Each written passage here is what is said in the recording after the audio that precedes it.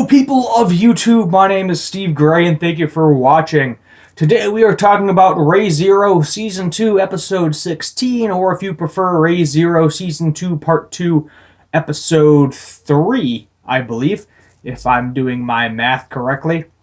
And this is a very much so heavy Garfield episode. It wasn't bad, but at the same time, there's certain aspects of it that make me slightly annoyed. And you're just going to have to hear me out. Because I enjoy Re:Zero. I enjoy getting the background on all of the characters. You know, it's definitely more of kind of like a mind game. Yes, you have fighting in there as well. But at the same time, I feel like there's certain aspects where like certain things could be cut down a lot because I don't feel that character's really that important.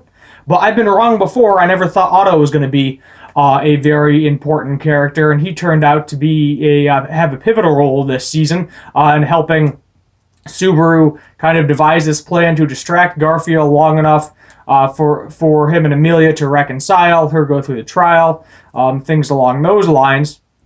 But we learn that Garfield thinks, keyword here, I'm going to say thinks for starters, that his mom left him and his sister because she wanted to be happy. So she wasn't happy trapped in the sanctuary the entire time at his young age, where he was thinking it happened when he was like 4 or 5. In reality, it happened when he was like probably a baby, so maybe 1-year-old max, but he still has memories of it. Keep in mind, he's only 14. So he hasn't really been. He's been trapped in the sanctuary for 14 years.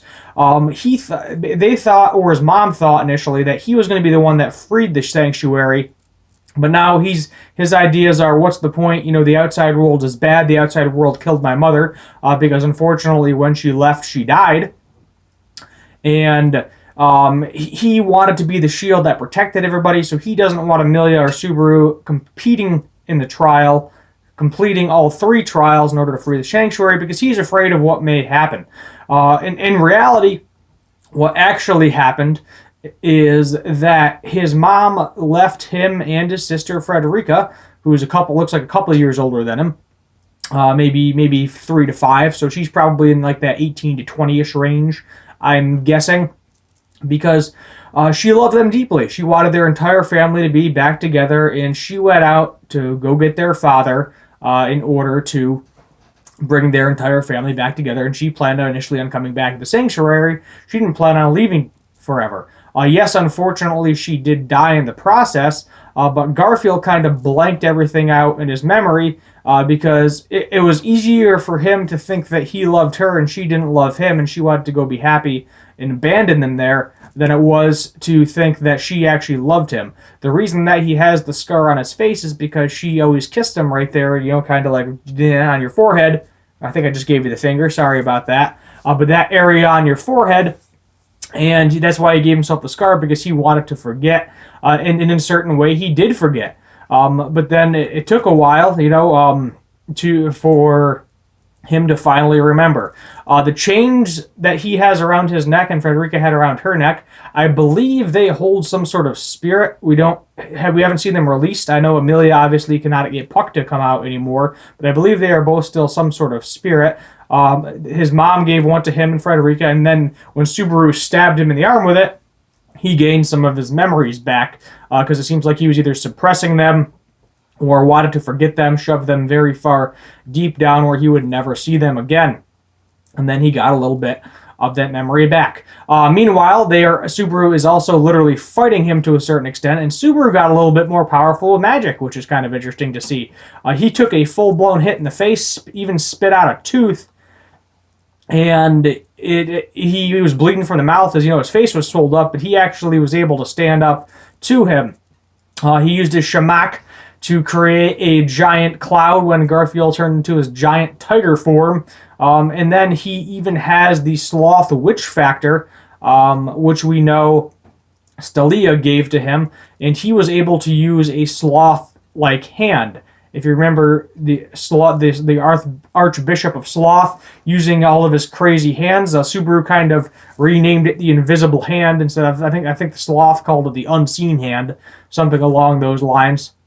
But he has that same exact ability, and he punches Garfield in the face, also not putting him down. So we realize how ridiculously strong Garfield actually is, because he is beat up and bloodied from his encounter with Otto and Ram, and he's still going.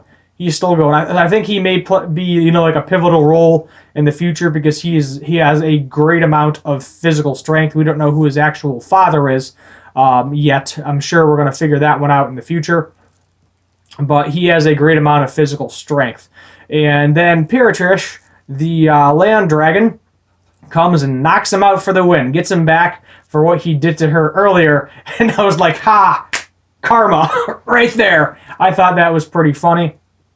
And that's pretty much the end of it. He finally, it takes him a while, but then he finally, agrees to what's happening with Emilia's side of things, with Subaru and Rem's side of things, side of things.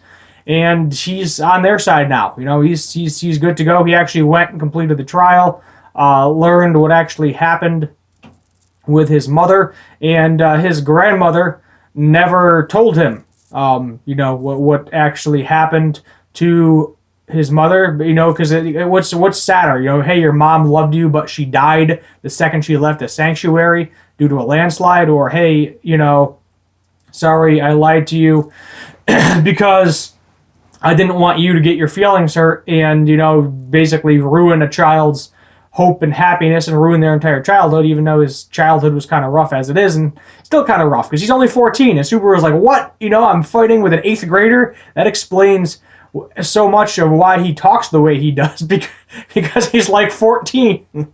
And not that there's like a huge age gap between 14 and 18, but the maturity level definitely is a little bit different with that age gap there. Subaru and Emilia have a nice little what's it called? Collentation or a meeting, whatever you want to call it. Talking about the kiss. Subaru's getting all flustered. It was kind of cute.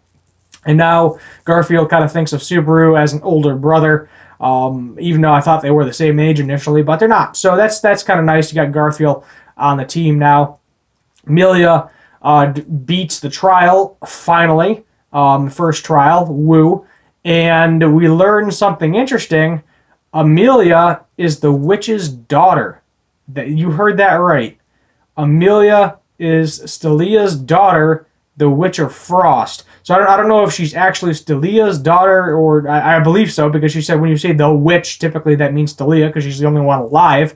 So Emilia herself is the Witch of Frost, which is kind of creepy, because we know what all of these other witches have done. The followers they have, they follow them to death.